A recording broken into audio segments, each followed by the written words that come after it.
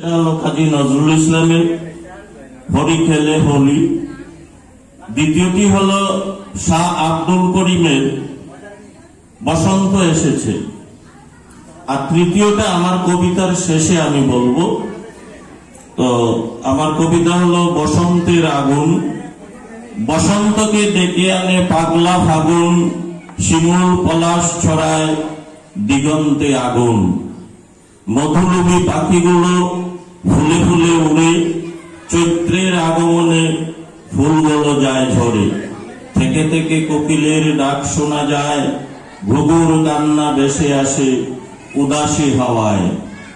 বসন্ত পূর্ণিমা এলে আবির রঙের সাজ, বিরহ বধূ ভাবে বসে ফেলে সব কাজ। পরদেশী প্রিয় এসে দেবে রঙের ছোঁয়া, কঠিন সময়টুকু কেমনে পারি দেওয়া।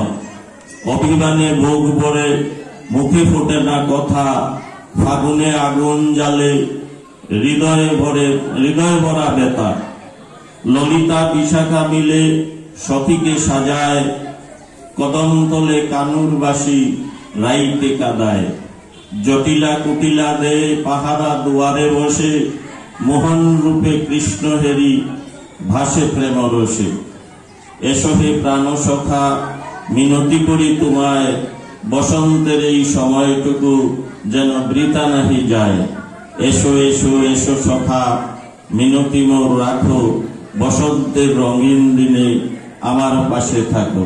সবশেষ যে গান, যেটা দিয়ে আজকের অনুষ্ঠান শেষ হবে, রাঙিয়ে দিয়ে যাও যাও গো এবার।